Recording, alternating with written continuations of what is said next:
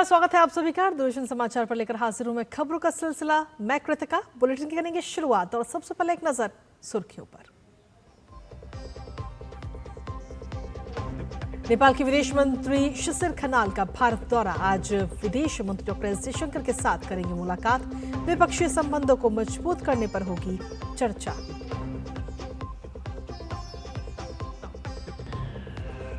Rail मंत्री अश्विनी वैष्णव का पश्चिम बंगाल दौरा। कोलकाता मेट्रो में किया सफर। यात्रियों की सुविधाओं और मेट्रो के कामकाज का लिया जायजा।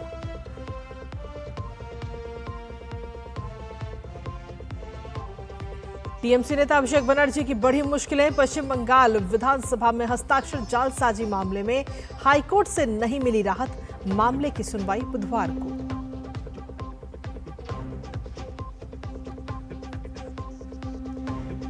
अमेरिका ने 4 ईरानी ड्रोन मार गिराने का किया दावा। वहीं ईरान ने ओमान की खाड़ी में अमेरिकी युद्धपोतों पर दागी चेतावनी। मिसाइल सीजफायर टूटने का बढ़ा खतरा।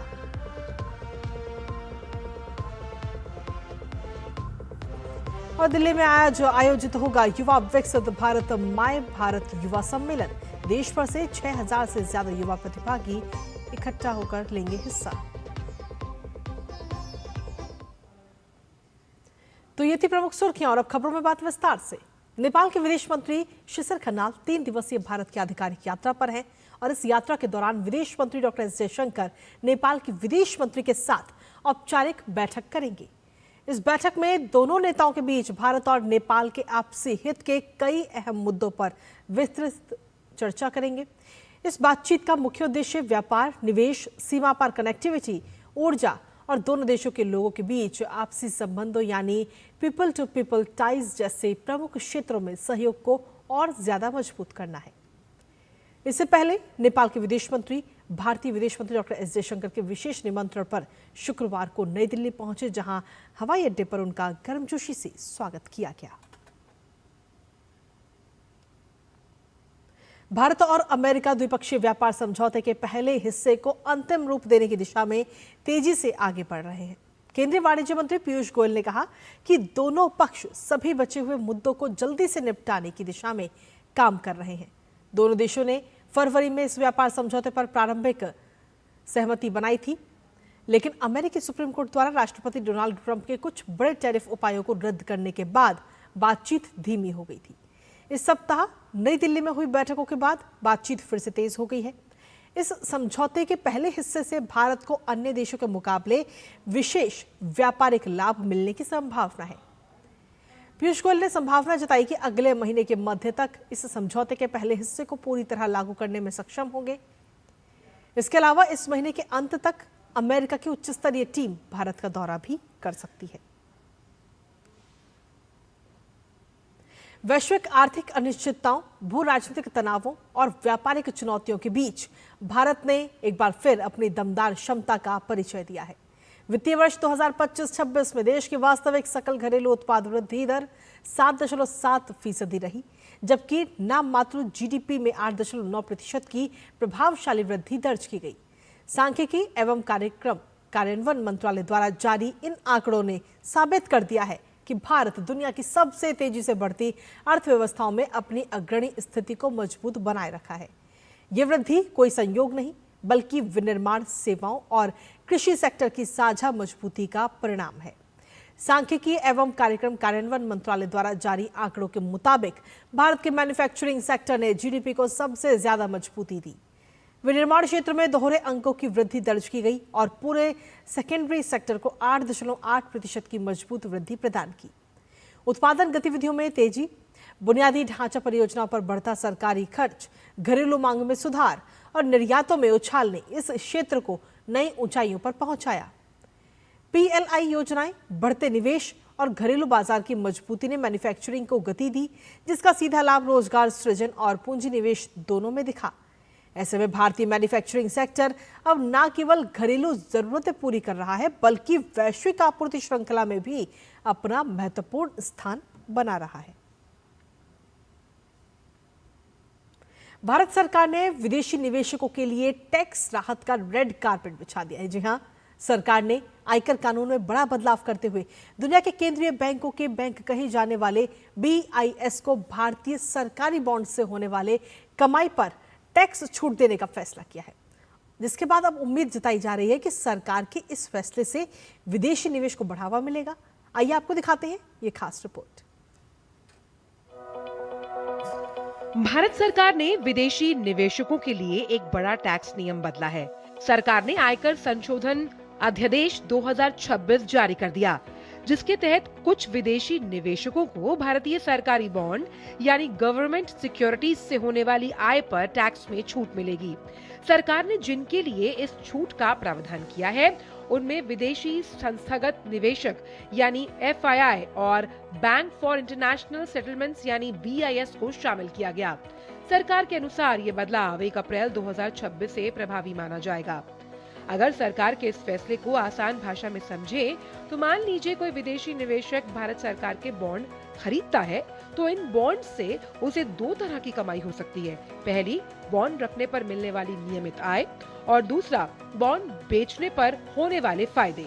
अब सरकार ने कहा कि पात्र विदेशी संस्थागत निवेशकों और बैंक फॉर इंटरनेशनल सेटलमेंट्स को इस कमाई पर टैक्स में छूट दी जाएगी। मतलब साफ है, अब भारत के सरकारी बॉन्ड में निवेश कीजिए, पैसा लगाइए, टैक्स की चिंता मत कीजिए। भारत सरकार का ये एक ऐसा फैसला है जो आम लोगों को भले ही तुरंत महसूस ना हो, लेकिन भारत की इकोनॉमी के लिए बड़ा गेम चेंजर साबित हो सकता है, क्योंकि सरकार ने इस टैक्स छूट में बैंक फॉर इंटरनेशनल सेटलमेंट्स यानी BIS को शामिल किया। अगर आप IMF और वर्ल्ड बैंक से परिचित हैं, तो BIS को भी उसी लीग का एक बड़ा खिलाड़ी समझिए।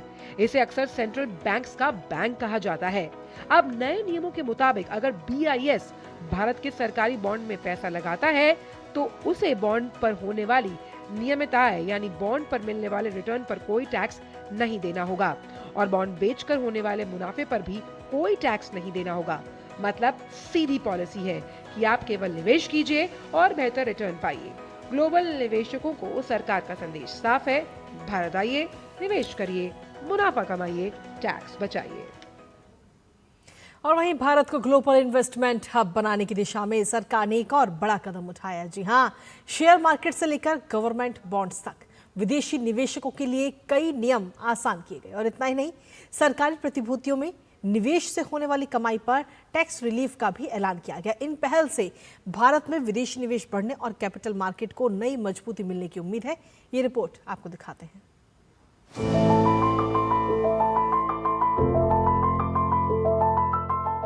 भारत दुनिया की सबसे तेजी से बढ़ती बड़ी अर्थव्यवस्थाओं में से एक है और सरकार लगातार कोशिश कर रही है कि दुनिया भर के निवेशक भारत में ज्यादा से ज्यादा पैसा लगाएं। डिजिटल इकोनॉमी, बेहतर infrastructure, ease of doing business और फाइनेंशियल रिफॉर्म्स की बदौलत भारत पहले ही ग्लोबल इन्वेस्टर्स की पसंद बन चुका है। अब वित्त मंत्रालय ने निवेश को और आसान बनाने के लिए कुछ बड़े कदम उठाए हैं। बजट 2026-27 में की गई घोषणा को लागू करते हुए सरकार ने विदेश में रहने वाले व्यक्तिगत निवेशकों यानी individual persons resident outside India के लिए भारतीय शेयर मार्केट के दरवाजे और खोल दिए हैं।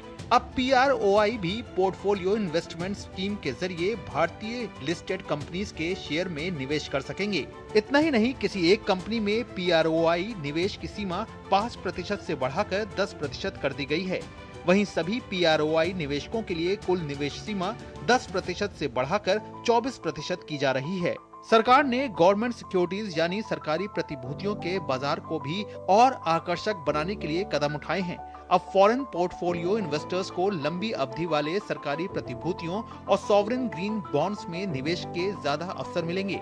साथ ही कई निवेश संबंधी प्रतिबंध जैसे short term investment limit, concentration limit और सिक्योरिटी वाइज लिमिट को हटाने का फैसला लिया गया है। हालांकि कुल निवेश सीमा केंद्र सरकार की प्रतिभूतियों में 6% और राज्य सरकार की प्रतिभूतियों में 2% बनी रहेगी। सबसे बड़ी राहत टैक्स को लेकर दी गई है। अब विदेशी निवेशक अगर गवर्नमेंट सिक्योरिटीज में निवेश करेंगे तो उस निवेश से होने वाली ब्याज की कमाई और मुनाफे पर उन्हें इनकम टैक्स नहीं देना होगा। ये छूट 1 अप्रैल 2026 से लागू होगी। सरकार का मानना है कि इससे पेंशन फंड्स, इंश्योरेंस कंपनीज और सॉवरेन वेल्थ फंड्स जैसे बड़े ग्लोबल इन्वेस्टर्स भारत की ओर आकर्षित होंगे। कुल मिलाकर लक्ष्य साफ है, भारत में निवेश को आसान बनाना, विदेशी पूंजी को आकर्षित करना और देश को ग्लोबल इन्वेस्टमेंट हब के रूप में और मजबूत बनाना है। Bureau report, DD news. विदेश मंत्री डॉक्टर एस जयशंकर ने डीडी न्यूज के खास कार्यक्रम भारत रिलोडेड में पिछले 12 साल में भारत सरकार के विदेश नीति, पड़ोसियों से संबंध, पश्चिम एशिया में जारी संकट समेत तमाम मसलों पर खुलकर अपनी राय रखी है। चीन से संबंधों पर विदेश मंत्री ने कहा कि निश्चित रूप से सीमा विवाद का दोनों देशों पर असर पड़ा, लेकिन हालात अब सुधर रहे हैं। वहीं रूस के साथ हमारे संबंध हमेशा स्थिर रहे हैं। आपको सुनाते हैं। Where China is concerned, yes, we went through a difficult period starting with 2020 when peace and tranquility in the border areas was disturbed. But in the last year, I think things have settled down. Things have settled down politically between us to a considerable degree. It is not, I wouldn't say it has gone back to where it was.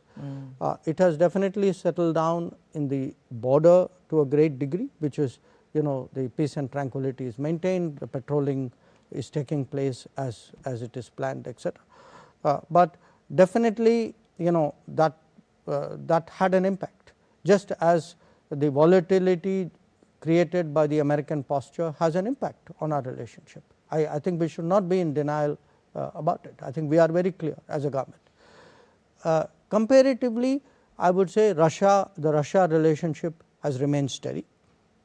Even as Russia's relationship with other countries have undergone a big change. I think I would say Japan is an example again of a very steady relationship. With Europe, it has actually gone up a lot this year. I mean, if you ask me what has been this year the most notable in all our diplomatic accounts, where has been the biggest improvement, I would say without question it's in Europe. और वहीं आतंकवाद के मसले पर विदेश मंत्री S Jaishankar ने पड़ोसी मुल्क पाकिस्तान को साफ संदेश दिया। वो भी आपको सुनाते हैं। We have one other neighbor, Pakistan, and there the response is very, you know, is this doesn't apply because you know, when somebody practices cross-border terrorism as the central feature of the policy towards us, that, you know, you have to also ensure there are consequences, that it is not something which will be cost-free. So when you are comparing eras, I think the one thing this country is very clear on, nobody wants to see again what happened at 26/11. That 26/11 was cost-free. That should never happen again. और विदेश मंत्री doctor S Jaishankar के साथ ये पूरा विशेष साक्षात्कार आप देख सकते हैं आज शाम 6 बजे हमारे खास कार्यक्रम भारत रिलोडेड में।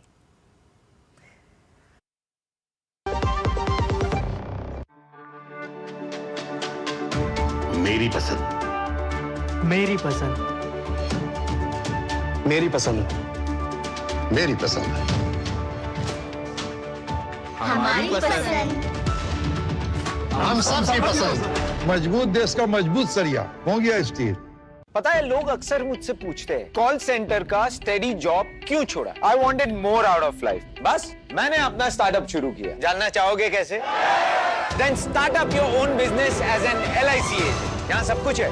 Great products, zero investment, leading organization and unlimited opportunities. तो क्या आप तैयार हैं? LIC एजेंट बनो। अब बड़ा सोचो।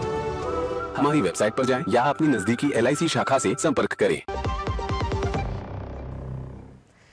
और ब्रेक के बाद एक बार फिर से स्वागत आप सभी का। खबरों में आगे बढ़ते हैं। पश्चिम बंगाल विधानसभा में हस्ताक्षर जालसाजी मामले में अभिषेक बनर्जी को अदालत से फिलहाल राहत नहीं मिली है। 31 मई को मामले में पूछताछ के लिए CID ने उन्हें भवानी भवन तलब किया था। हालांकि तबीयत खराब का हवाला देकर वो पेश नहीं हुए थे और इसके बाद अब दूसरी बार नोटिस जारी कर उन्हें 8 जून को उपस्थित होने के लिए कहा गया है। CID के नोटिस को चुनौती देते हुए अभिषेक बनर्जी ने कोलकाता हाईकोर्ट का दरवाजा खटखटाया और कानूनी संरक्षण की मांग की। साथ ही मामले की शीघ्र सुनवाई की भी अपील की, लेकिन न्यायमूर्ति चैताली चट्टोपाध्याय ने स्पष्ट कर दिया कि इस मामले की सुनवाई अगले बुधवार को होगी।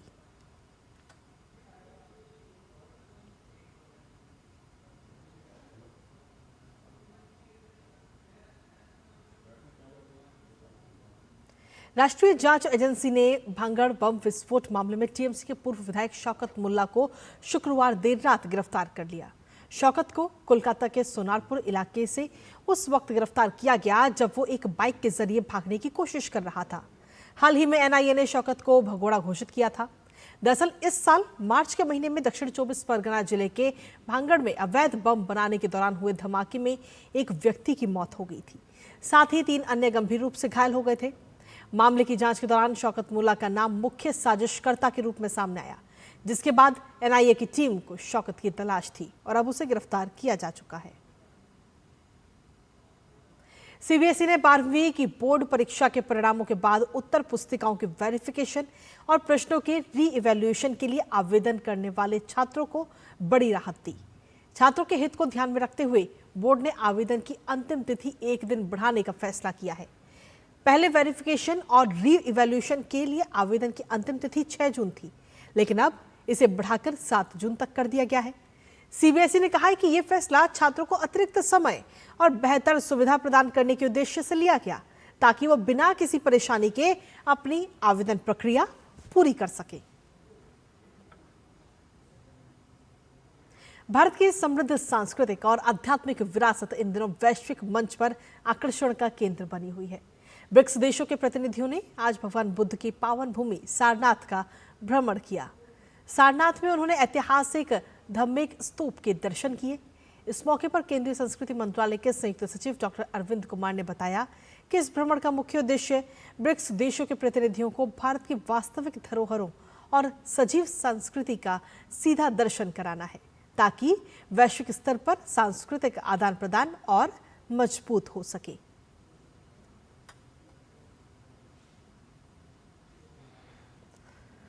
हमारे साथ हैं कल्चर मिनिस्ट्री के joint secretary doctor Arvind Kumar जी।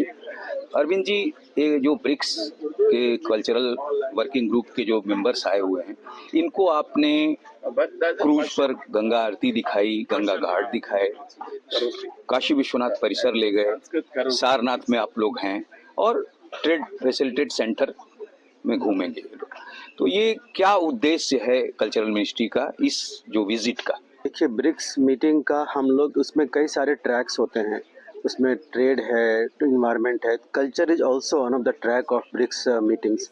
तो कल्चर बहुत इम्पॉर्टेंट ट्रैक है और कल्चर के अगर लोगों को हम अपना कल्चर, हम बातें तो करते हैं मीटिंग में, जब तक दिखाएंगे नहीं तो उनको शायद उतना समझ में नहीं आए। बुद्धिज्म के हिसाब से सारनाथ बहुत ही इम्पोर्टेंट कल्चरल हेरिटेज है उनका, हमारा देश का धरोहर है, हम दिखाना चाहते हैं। और हम हमारे सारे जो ब्रिक्स के जितने भी हमारे 6-7 कंट्री यहाँ पे हैं, मौजूद हैं, इंक्लूडिंग इंडिया, तो ये लोग बहुत हैप्पी हैं कि हम लोग कम से कम कल्चर को बहुत नज़दीकी से देख पाए, एक्सपीरियंस कर पाएँ। बाबा विश्वनाथ कॉरिडोर जो यहाँ के सांसद और देश के प्रधानमंत्री ने जो उसको भव्यता दिव्यता दी है, इतना बड़ा परिसर बना है, तो ये दोनों ही चूंकि रिलीजन की तरफ भी ले जाते हैं, तो क्या कल्चर को हम लोग रिलीजन से भी जोड़ के देख सकते हैं? रिलीजन मेरा कल्चर का एक पार्ट है। कल्चर वो चीज़ होती है जो कुछ सदियों से चली आ रही है। हम एक परंपरा पूजा पद्धति से करते हैं, हमारी अपनी मान्यताएं हैं, पर परंपराएं हमारी सदियों से चली आ रही हैं। राइट फ्रॉम मोहनजोदारो में हमारे सील्स मिलते हैं, उस टाइम से हम फॉलो करते आ रहे हैं, एक पद्धति चलती आ रही है। कैमरा पर्सन मनीष सिंह के साथ doctor Harikesh Bahadur Singh Gautam, DD news, Sarnath, Varanasi. और इसी के साथ आगे बढ़ते हैं और बात करते हैं मौसम की। जी हाँ, देश के कई राज्यों में मानसूनी बारिश की शुरुआत हो चुकी है। मौसम विभाग ने कर्नाटक, महाराष्ट्र और आंध्र प्रदेश के कुछ हिस्सों में अगले 2 से 3 दिनों में दक्षिण पश्चिम मानसून के आगे बढ़ने का अनुमान लगाया है। गोवा और तमिलनाडु भी ऐसी ही स्थिति रहेगी। केरल और माहे के कुछ हिस्सों में आज मूसलाधार बारिश का रेड अलर्ट भी जारी किया गया है। पूर्वोत्तर भारत में भी अगले 7 दिनों के दौरान अलग अलग स्थानों पर भारी से बहुत भारी वर्षा का दौर जारी रहने की संभावना है। उत्तराखंड में शुक्रवार को कई स्थानों पर बारिश हुई, जिसकी वजह से तापमान में काफी गिरावट दर्ज की गई। यहां आज भी तेज हवाओं के साथ गरज, बिजली और ओलावृष्टि होने की संभावना है। मौसम विभाग ने दिल्ली में शनिवार और रविवार के लिए बारिश का अनुमान जरूर लगाया है, मगर कोई अलर्ट जारी नहीं किया गया। मौसम विभाग के अनुसार दक्षिण पश्चिम मानसून 25 से 30 जून के बीच दिल्ली और पूरे एनसीआर क्षेत्र में दस्तक दे सकता है। विश्व पर्यावरण दिवस के अवसर पर देश को स्वच्छ और सस्ता ईंधन का नया विकल्प मिला है। पेट्रोलियम एवं प्राकृतिक गैस मंत्री हरदीप सिंह पुरी ने E85 फ्लेक्स फ्यूल लॉन्च किया है। पेट्रोल की तुलना में कम कीमत, कम कार्बन उत्सर्जन और किसानों की आय बढ़ाने की क्षमता वाले इस ईंधन को आत्मनिर्भर भारत और हरित ऊर्जा की दिशा में एक बड़ा कदम माना जा रहा है। केंद्रीय मंत्री हरदीप सिंह पुरी ने E85 फ्यूल को एक क्रांतिकारी कदम बताया। E85 एक बहुत रेवोल्यूशनरी और बहुत सिग्निफिकेंट स्टेप है। इसकी शुरुआत के लिए अभी से 50 से 100 डिस्पेंसिंग स्टेशन ऐसे होंगे दिल्ली नेशनल कैपिटल रीजन में और महाराष्ट्र में मुंबई, पुणे, नागपुर सेक्शन में। पर कुछ ही महीनों में दिसंबर 2026 में ये 50-100 से बढ़ के 500 तक इनकी नंबर बढ़ेगा और दिसंबर 2027 तक 5000 डिस्पेंसिंग स्टेशन होंगे। This fuel will be dispensed normal fuel से 20 रुपए पर litre come. So that will be an additional advantage. तो आखिर अब आपको बताते हैं कि विश्व पर्यावरण दिवस पर पेट्रोलियम मंत्री हरदीप सिंह पुरी ने E85 ईंधन को लॉन्च किया। आखिर ये E85 ईंधन क्या है और कैसे ये काम करेगा? दरअसल ग्रीन फ्यूचर की दिशा में क्रांतिकारी कदम के तौर पर इसे देखा जा रहा है। इसके साथ ही स्वच्छ और हरित भारत विजन को भी बढ़ावा मिलेगा। E85 एक फ्लेक्स फ्यूल ईंधन है और इसमें 80 से 85% एथेनॉल और 14 से 19% पेट्रोल मिलाया जाता है। ग्रीन हाउस गैसों के उत्सर्जन में इसके जरिए कमी आएगी। फ्लेक्स फ्यूल वाहनों के लिए काफी उपयोगी और साथ ही पेट्रोल से करीब 20 रुपए प्रति लीटर सस्ता भी पड़ेगा आपको।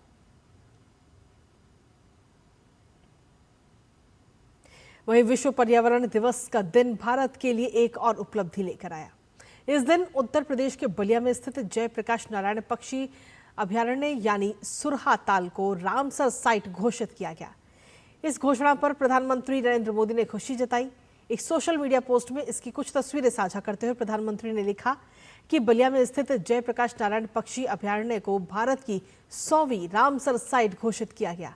ये वेटलैंड पक्षियों की विविधता से भरपूर है और यहाँ कई प्रवासी और स्थानीय पक्षी आते हैं। प्रधानमंत्री ने कहा कि भारत का प्राकृतिक पर्यावरण और विशेष रूप से झीलों और वेटलैंड्स की रक्षा के प्रति मजबूत संकल्प इस उपलब्धि में दिखाई देता है।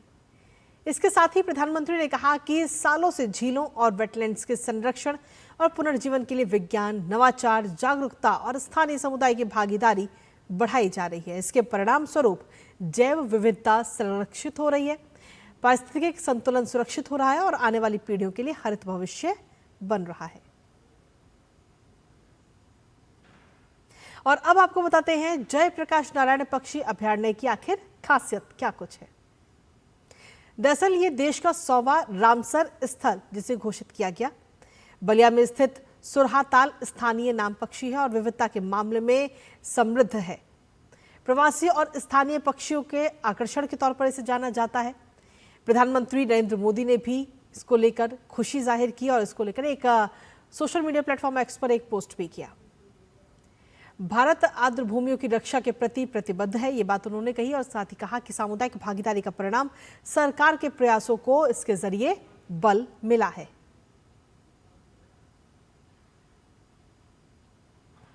और आखिर रामसर साइट का मतलब क्या है? दरअसल रामसर साइट का मतलब है दुर्लभ या फिर जो विशिष्ट प्रकार की जो आर्द्र भूमि है उसे हम रामसर साइट कहते हैं, जिसमें झीलें हैं, दलदल, नदियां और मैंग्रोव इसमें शामिल है। रामसर कन्वेंशन के तहत अंतर्राष्ट्रीय महत्व भी इस जगह को अब दिया जाएगा। तो रामसर साइट इसे घोषित किया गया और इसके साथ ही अंतर्राष्ट्रीय महत्व होने पर इसको अलग दर्जा भी दिया जाता है। दुनिया भर में अगर हम देखें तो 2520 रामसर स्थल हैं और भारत में सबसे ज्यादा रामसर साइट्स तमिलनाडु में मौजूद हैं। और इसे रामसर आखिर क्यों कहा जाता है? दरअसल वेटलैंड्स पर कन्वेंशन के नाम से ये प्रचलित है और ईरान के रामसर शहर के नाम पर इसका नाम पड़ा। यूनेस्को अंतर्राष्ट्रीय पर्यावरण संधि 1971 में कन्वेंशन पर हस्ताक्षर किए गए थे। वनस्पति या जल विज्ञान के लिए काफी महत्वपूर्ण इसे माना जाता है और खासतौर पर संधि के तहत इनका संरक्षण भी जरूरी है।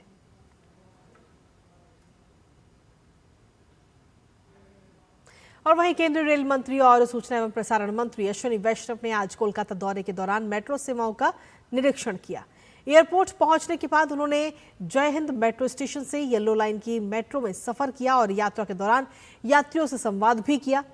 इसके बाद वो नोआपारा मेट्रो स्टेशन पहुंचे, जहां उन्होंने यात्री सुविधाओं और मेट्रो संचालन व्यवस्था की समीक्षा की। इस दौरान उन्होंने कहा कि अगले 5 सालों में 60 नई मेट्रो ट्रेनें शामिल की जाएंगी, जिससे यात्रियों को बेहतर सुविधाएं मिलेंगी। 60 नए जनरेशन की ट्रेन कोलकाता मेट्रो के लिए प्लानिंग है, जो आगामी 4 से 5 वर्षों में कोलकाता मेट्रो में इंडक्ट हो जाएगी, जिससे कोलकाता मेट्रो के पैसेंजर्स को, कोलकाता शहर के निवासियों को एक नए तरह की सर्विस मिलेगी। लेबनान और इजराइल की सरकार द्वारा सशर्त युद्ध विराम की घोषणा के बाद इजरायली सेना ने दक्षिणी लेबनान में कई हवाई हमले किए, क्योंकि इजराइल और हिजबुल्लाह के बीच अनसुलझे मतभेदों के कारण युद्ध विराम की कोशिशें रुकी हुई थी। लेबनान की सरकारी समाचार एजेंसी ने शुक्रवार को बताया कि इजरायली हवाई हमलों ने दक्षिणी लेबनान में कई जगहों को निशाना बनाया, जिसमें कम से कम 13 लोग मारे गए और 15 अन्य घायल हो गए। उसी दिन हिजबुल्लाह ने कहा कि उसके लड़ाकों ने दक्षिणी इलाकों में कई जगहों पर इजरायली सैन्य ठिकानों पर हमला किया और इजरायली सेना के साथ सीधी झड़पें भी हुई। भारतीय शतरंज के युवा सितारे और ग्रैंड मास्टर आर प्रज्ञानंद ने इतिहास रचते हुए प्रतिष्ठित नॉर्वे शतरंज टूर्नामेंट का खिताब अपने नाम कर लिया है। प्रज्ञानंद ने अंतिम दौर में जर्मनी के विसेंट कीमर को हराकर ये बड़ी उपलब्धि हासिल की और इस टूर्नामेंट को जीतने वाले पहले भारतीय खिलाड़ी बन गए। इस जीत की सबसे बड़ी खासियत ये रही कि प्रज्ञानंद ने इस टूर्नामेंट में विश्व नंबर 1 मैग्नस कार्लसन को 2 बार क्लासिकल मुकाबलों में हराया।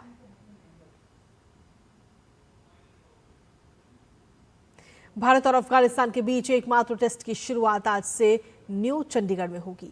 कप्तान शुभमन गिल के लिए ये मैच रेड बॉल क्रिकेट की तैयारियों के लिहाज से काफी अहम होगा। भारत को श्रीलंका और न्यूजीलैंड के दौरे पर भी जाना है और ऐसे में टीम इंडिया अपनी तैयारियों को परखना चाहेगी। यशस्वी जायसवाल और केएल राहुल सलामी जोड़ी के रूप में सामने रह सकते हैं। अफगानिस्तान ने 2018 से लेकर अभी तक कुल 12 टेस्ट मैच खेले हैं, जिसमें से 4 में उसे जीत मिली, जबकि 7 मुकाबलों में टीम को हार का सामना करना पड़ा, तो वहीं 1 मुकाबला ड्रॉ रहा। और इसी के साथ फिलहाल मेरे साथ इस बुलेटिन में इतना ही। ब्रेक के उस पार देखिए हमारा खास कार्यक्रम एक्सप्रेस 100 सहयोगी आंचल के साथ। नमस्कार।